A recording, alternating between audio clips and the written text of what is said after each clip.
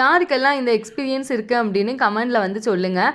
சின்ன வயசுலங்க இந்த ஃப்ளைட் சத்தம் கேட்கையில் நாங்கள் என்ன செய்வோம் அப்படின்னா, வீட்டில் மாடி இருக்கும்ல, மாடிப்படி ஏறி அந்த ஃப்ளைட் சத்தம் வந்து கேட்டால் போதும், சாப்பிட்டுட்டு இருந்தோமோ என்ன செஞ்சுட்டு இருந்தோமோ அதெல்லாம் வந்து தெரியாது, உடனே வந்து சடன்னு மாடி ஏறி போய் ஃப்ளைட் வந்து பார்ப்போம். அதெல்லாம் வந்து ஒரு காலங்க.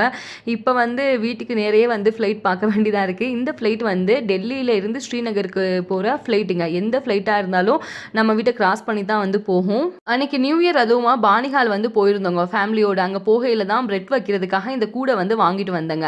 கூடையை வந்து நல்லா வீட்டுக்கு வரவுமே நல்லா ஒரு க்ளீனான துணியை வச்சு தொடச்சிட்டு காய வச்சுட்டு தான் இந்த டேபிளில் வந்து எடுத்து வச்சுருந்தா. நூர்ஜஹான் வந்து அவங்க வாங்கிட்டு வந்த மீன் இருக்குது பார்த்தீங்களா, அந்த மரத்தினால செஞ்ச மீன், அதை வந்து அந்த கூடைக்கில் வந்து எடுத்து வச்சுருக்காங்க. என்னென்ன அழிச்சாட்டியோன்னு பாருங்க.